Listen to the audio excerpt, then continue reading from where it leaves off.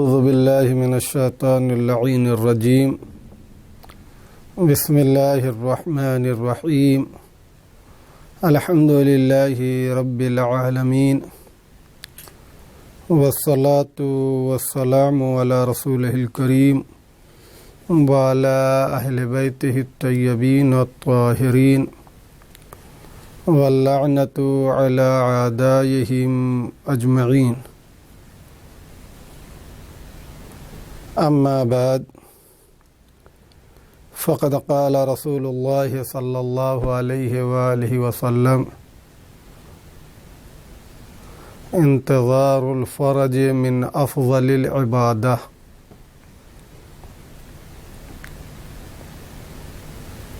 یہ معروف و مشہور حدیث کہ جو ہمیں انتظار کی دعوت دے رہی ہے اور انتظار کو ایک عبادت بیان کر رہی ہے. تو جب یہ خود عبادت ہے اور ایک عظیم عبادت ہے، اور بالخصوص دور غیبت میں ہم آپ جو زندگی بسر کر رہے ہیں، اپنے زمانے کے امام کا انتظار کر رہے ہیں، خود لفظ انتظار میں جو معنی پائے جاتے ہیں اس معنی کی روشنی میں منتظر کو ہاتھ پہ ہاتھ رکھ کے بیٹھ کر انتظار نہیں کرنا چاہیے، بلکہ اس کی اپنی ذمہ داریاں ہیں، اس کے اپنے وظائف ہیں، جن وظائف کی روشنی میں اسے اپنی زندگی کو بسر کرنا چاہیے تاکہ حقیقی اور واقعی منتظر کہا جا سکے. اب آئیے، جو بھی انتظار کر رہا ہے، جو بھی منتظر ہے، ان منتظرین کا وظیفہ اور ذمہ داری کیا ہے، اس سلسلے میں آپ کے سامنے گفتگو اور معروضات کو پیش کرنا ہے. میں نے اس سلسلے میں وظائف کو 2 حصے میں تقسیم کیا ہے. پہلا حصہ وہ ذمہ داریاں جو سبھی انتظار کرنے والوں کی ذمہ داریاں ہیں، چاہے وہ جوان ہو یا بوڑھا، چاہے وہ عالم ہو یا جاہل، چاہے وہ کالا ہو یا گورا، جو بھی صف انتظار میں آیا، ہر منتظر کی ذمہ داری ہے کہ ان وظائف کا پابند رہے. اور میں آپ کے سامنے ان وظائف کو جو پیش کروں گا، خود امام زمانہ عجل اللہ تعالی فرجہ الشریف کی دعا کے آئینے میں، اگرچہ اس دعائے معصورہ میں امام علیہ السلام نے ہر گروہ کے لیے وظائف کو بیان فرمایا ہے، ہر طائفے کے لیے علماء، دانشمندان، طلاب کرام، عورتیں، جوان، بوڑھے، رعایا، حاکم. لیکن میں سب سے پہلے ان وظائف کو بیان کروں گا کہ جو سبھی منتظرین کے لیے امام نے ذکر فرمائے ہیں. دیکھیے، طبعی چیز ہے، تمام انتظار کرنے والوں کی پہلی ذمہ داری یہ ہے کہ اپنے اس امام منتظر کو پہچانیں. امام منتظر کی شناخت ضروری ہے، معرفت ضروری ہے، اور یہ بھی طے ہے کہ اگر کوئی اپنے اس امام منتظر کو نہیں پہچانتا ہے تو نہ یہ کہ وہ سچا منتظر نہیں ہے، بلکہ در واقع اگر دیکھا جائے تو اس کی زندگی اور اس کے اندر ایمان نہیں پایا جاتا ہے، اور جب یہ دنیا سے جائے گا تو جاہلیت کی موت ہے. وہ معروف حدیث مبارکہ ہے، من مات ولم یعرف امام زمانہ مات میتۃ جاہلیہ. لذا پہلی ذمہ داری یہ ہے کہ اپنے امام منتظر کو پہچانے، اور اسے بھی دعاؤں میں ذکر کیا گیا ہے۔ بالخصوص امام جعفر صادق علیہ السلام سے ایک دعا ہے کہ جس میں صراحتاً یہ ذکر ہے کہ بارگاہ خداوندی میں دعا کرو کہ اے پروردگارہ تو ہمیں امام منتظر اور امام زمانہ کی معرفت سے سرشار فرما۔ اور اس کے بعد انسان کو سعی اور کوشش بھی کرنا چاہیے کہ اپنے زمانے کے امام کو پہچانے۔ یہ ہے پہلی ذمہ داری۔ اور اس کے بعد جو ذمہ داری ہے منتظرین کی، انتظار کرنے والوں کی جو ذمہ داری ہے وہ یہ ہے، جب اپنے زمانے کے امام کو پہچان لیا تو اب آپ کی ذمہ داری ہے کہ آپ کا رابطہ اس خالق حجت سے ہونا چاہیے کہ جس نے اس آخری حجت کو بھیجا ہے، اس کے پروردگار سے آپ کا ربط ہونا چاہیے، اسی کے محضر میں ہمیشہ اپنے کو تصور کرنا چاہیے۔ اسی لیے آپ دیکھیے منتظر کی جو پہلی ذمہ داری یہ ہے وہ در حقیقت ذمہ داری یہ ہے کہ ہمیشہ اپنے کو خدا اور اس کے رسول اور اس کے بھیجے ہوئے حجج الہی اور حجت الہی کی اطاعت کرے۔ اور یہ صراحتاً حکم قرآن مجید میں ہے، اطیعوا اللہ واطیعوا الرسول واولی الامر منکم۔ سب سے پہلی ذمہ داری ہے اطاعت کرنا، کس کی؟ خدا، اس کے رسول اور اس کے بھیجے ہوئے اولیاء الہی اور حجت خدا کی اطاعت کرنا چاہیے۔ پروردگار سے ہمیشہ رابطے میں رہتا ہے۔ جو بھی امام منتظر کا سچا منتظر ہے، اس کی پہلی ذمہ داری یہ ہے کہ اپنے پروردگار سے تقرب اختیار کرے۔ دوسری ذمہ داری ہے بعد معصیت۔ ظاہر سی بات ہے اگر انسان گناہ کرتا ہے تو یہ گناہ انسان کو خدا تک، رسول خدا صلی اللہ علیہ وآلہ وسلم تک، ائمہ خدا علیہ السلام تک پہنچنے کے لیے سد باب بن جاتے ہیں۔ یہ رکاوٹ ہے گناہ، یہ ذنوب، یہ معصیت۔ لہذا چاہیے کہ ہم اپنے دامن کو اور اپنے دامن ایمان و کردار کو گناہ کی آلودگی سے بچائیں۔ یہ دوسری ذمہ داری ہے۔ اور تیسری ذمہ داری ہے کہ ظاہر سی بات ہے انسان کی نیت پاک اور خالص ہونا چاہیے۔ جب بھی آپ کوئی عمل کریں گے، عمل میں وزن اتنا ہی آئے گا جتنا انسان کی نیت صحیح و سالم ہوگی۔ اسی لیے دعا کرنا چاہیے، اللہم ارزقنا توفیق الطاعہ وبعد المعصیہ وصدق النیہ۔ پروردگارہ ہمیں توفیق کی اطاعت کی توفیق عطا فرما، معصیت سے دوری کی توفیق عطا فرما، وصدق النیہ، اور صدق نیت یعنی نیت جتنی صحیح و سالم ہوگی، خالص ہوگی، اتنا ہی رضائے پروردگار حاصل ہو سکتا ہے۔ لذا ضروری ہے انسان اپنے عمل کو ہر طرح کے شرک و ریا و شہرت سے محفوظ رکھے۔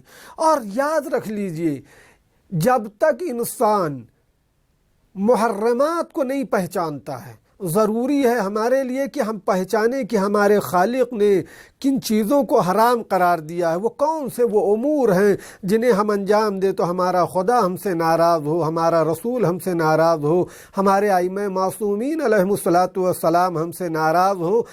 منتظرین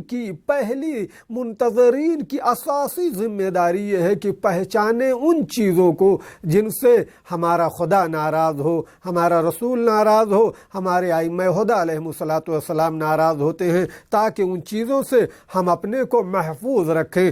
ضروری ہے ہم محرمات کو پہچانیں، ہم یہ پہچانیں یہ وہ چیزیں ہیں کہ جو در حقیقت ائمہ خدا علیہم السلام کی خوشنودی کا سبب نہیں بنتی ہیں۔ یہ ذمہ داری ہے ہر منتظر کی، پہچانے اور پہچاننے کے بعد اپنے دامن کردار کو اس سے محفوظ رکھے۔ اس کے بعد یاد رکھ لیجئے جب انسان اس مرحلے تک آ جاتا ہے تو اب منتظر کی ذمہ داری یہ ہے کہ اس کرامت ہدایت کے حصول کے لیے کیا کرے؟ سعی اور کوشش کرتا رہے۔ ایسا نہ ہو کہ بس چند نمازوں کو انجام دے لے اور چند محرمات سے اپنے کو اگر محفوظ رکھ لے، بس سوچے بس یہی جو ہے وہ کافی ہے۔ نہیں، اس کو اور سعی اور کوشش کرنا چاہیے۔ اسی لیے دعا کرنا چاہیے، اللہم اکرمنا بالہدا، پروردگارا ہمیں ہدایت جیسی عظیم نعمت سے مکرم فرما، معزز فرما۔ دیکھیے یاد رکھ لیجئے، جب بھی جہالت اور انحراف کی تاریکیوں میں انسان پریشان رہے گا تو کبھی بھی تاج کرامت اس کے سر پر نہیں آ سکتا ہے۔ لذا ضروری ہے اپنے پروردگار سے اس ہدایت تکوینی کے پائے جانے کے زمینے کو فراہم انسان کرتا رہے، اور ساتھ ہی ساتھ اس ہدایت کو باقی رکھے۔ اس لیے کہ ذرا سا غفلت ہوئی، انسان ہوا و ہوس کا شکار ہوا، خواہشات نفس کا شکار ہوا۔ یہ گمراہ کرنے والے، یہ ضالین جو ہمیشہ شکار میں لگے رہتے ہیں، اگر آپ ان کے گرفتار ہو گئے ان کے دام میں تو کیا ہوا؟ جتنی سعی اور کوشش اور جتنی آپ نے اعمال صالحہ انجام دیے تھے، سب کے سب ضائع و برباد ہو جاتے ہیں۔ لذا منتظرین کا ایک وظیفہ یہ ہے کہ اپنی اس ہدایت پر، اس نعمت عظمیٰ پر جو پروردگار نے انہیں ہدایت کے حوالے سے عطا کیا ہے، ہدایت کے عنوان سے عطا کیا ہے، اس پر مستقیم برقرار رہیں، استقامت رکھیں، ہدایت پر ثابت قدم رہیں، اور ہمیشہ ثابت قدم رہیں۔ اس کے بعد ذمہ داری، دیکھیے کتنا سلسلے وار بیان ہوا ہے۔ اس کے بعد کہتے ہیں جو سب سے زیادہ خطرناک ہے وہ ہے انسان کی زبان۔ دیکھیے زبان عقل کی ترجمان ہے، زبان اندیشہ دل کی جو ہے وہ ترجمان ہے۔ آپ کے دل میں معافی ضمیر کو اگر کوئی چیز بیان کرتی ہے تو وہ ہے زبان۔ زبان کے ذریعے آپ الفاظ کا سہارا لے کے آپ اپنے معافی ضمیر کو بیان کرتے ہیں۔ ہمیشہ ایک سچے منتظر، ایک واقعی منتظر کی نشانی یہ ہے کہ اپنی زبان کو ہمیشہ سخن حق سے مزین رکھے، زبان پر وہ لائے جو حق ہے، زبان سے وہ بیان کرے جو صحیح گفتگو ہے۔ پس یہاں پر اگر زبان کے حوالے سے دیکھا جائے تو امام نے اپنی دعا میں دو لفظیں استعمال کی ہیں۔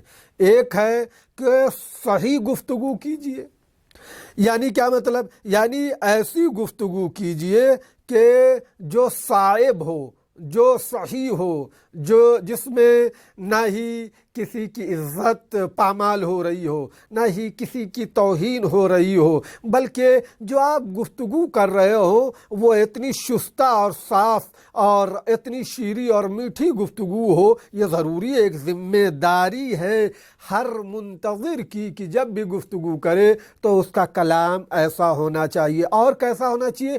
حکیمانہ گفتگو ہونا چاہیے۔ حکیمانہ گفتگو کسے کہتے ہیں؟ ہر وہ کلام جو بیہودہ اور بری باتوں سے، بیہودہ باتوں سے، بے فائدہ باتوں سے محفوظ رہے۔ کبھی کبھی ایسا ہوتا ہے انسان ایسی گفتگو کرنے لگتا ہے، نہ ہی دین میں اس کا کوئی فائدہ ہے، نہ ہی دنیا میں اس کا کوئی فائدہ ہے۔ اس کو کہتے ہیں یہ گفتگو جو ہے وہ بیہودہ ہے، لغو ہے۔ لذا آپ کا کلام حکیمانہ یعنی بامقصد کلام ہونا چاہیے۔ اگر واقعاً ان زبان کو اگر آپ ان دو چیزوں سے ہمیشہ آراستہ رکھیں کہ ہماری زبان سچ کہے اور حکیم انداز میں گفتگو کرے، حکیمانہ کلام کو پیش کرے، یہ ذمہ داری۔ اس کے بعد جو ذمہ داری ہے جو تمام کی، اور یہ آخری ذمہ داری سے حوالے سے میں ذکر کر رہا ہوں، وَامْلَا قُلُوبَنَا بِالْعِلْمِ وَالْمَعْرِفَةِ۔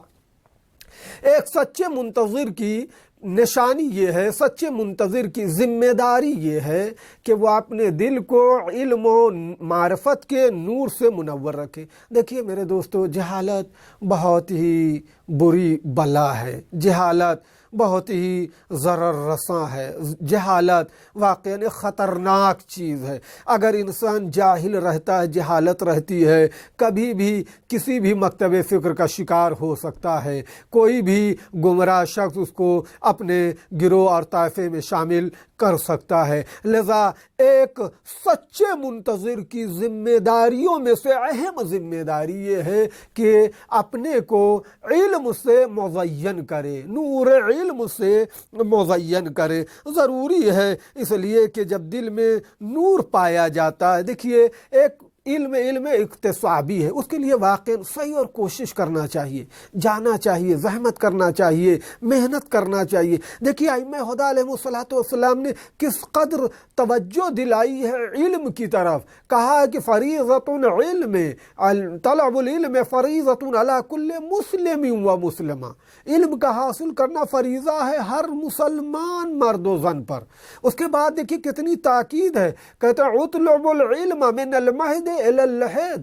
آپ دیکھیے کتنی تاکید ائمہ خدا علیہ السلام نے علم پر کی ہے۔ لذا اگر بالخصوص اس دور میں منتظرین کی اہم ذمہ داری یہ ہے کہ اپنے کو جہالت سے دور رکھیں اور نور علم سے مزین کریں۔ دوسرا معرفت علم سے ایک بڑا درجہ ہے، معرفت علم سے ایک باعلیٰ درجے کا نام ہے، اور معرفت علم سے بڑا محدود ہے، اس کا دائرہ تنگ ہے، اس میں واقعی سعی اور کوشش کرنا چاہیے۔ کیوں؟ اس لیے کہ جب انسان علم ہوتا ہے تو علم کے بعد کا مرحلہ معرفت کا ہے، اور جو بھی ان دونوں چیزوں سے اپنے کو مزین رکھے واقعاً اس نے گویا اپنی اس اہم ذمہ داری کو انجام دیا ہے۔ اس لیے کہ جب منتظر انتظار کرنے والے ان ذمہ داریوں کو انجام دیتے ہیں تو یہ وہ ذمہ داریاں ہیں